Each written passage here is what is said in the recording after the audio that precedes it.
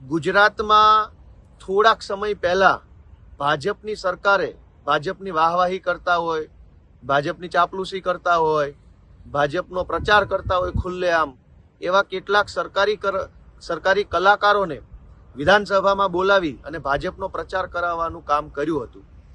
આ સરકારી કલાકારોને બોલાવી અને પ્રચાર કરાવવાની કોશિશ કરી, તેનાથી વિક્રમભાઈ ઠાકોર નારાજ થયા. એમણે પ્રેસ કોન્ફરન્સ કરી, અવાજ ઉઠાવ્યો અને એણે એક વ્યાજબી માંગણી રજૂ કરી કે માત્ર સરકારી કલાકારો જ કેમ, સમાજના તમામ વર્ગના કલાકારોને વિધાનસભામાં માન સન્માન આપવું જોઈએ.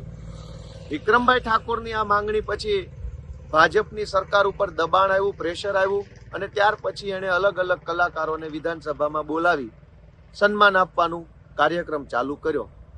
લોક કલાકારો વિધાનસભામાં આવે, ગુજરાતની વિધાનસભાને જોવે, જાણે, એ તો સારી બાબત છે. એમનું સન્માન થાય, એમની કલાનું સન્માન થાય, એ ઉત્તમ બાબત છે.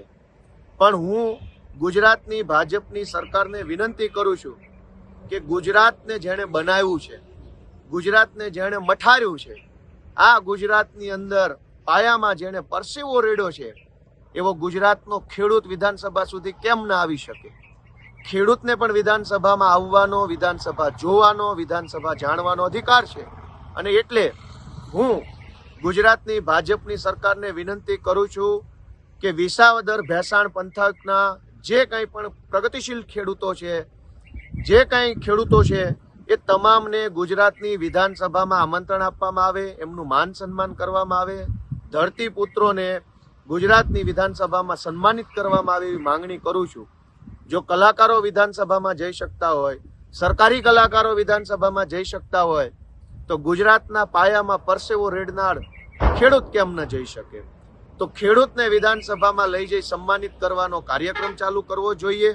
અને ભાજપની સરકારે આ કાર્યક્રમની શરૂઆત વિસાવદર ભેસાણ પંથકના ખેડૂતોથી કરવી જોઈએ એવી હું માંગણી મૂકું છું. મને આશા છે કે ગુજરાતની ભાજપની સરકાર વિસાવદર ભેસાણ પંથકના ખેડૂતોને વિધાનસભામાં બોલાવી સન્માનિત કરશે અને ખેડૂતોને, ગુજરાતના પ્રતિનિધિને, કેમ કે ખેતી આધારિત આપણે ભારત દેશનો પ્રતિનિધિ ખેડૂત વિધાનસભામાં જો જશે, જોશે, જાણશે, તો એને પણ આ ગુજરાતની વિધાનસભા પોતીકી લાગશે.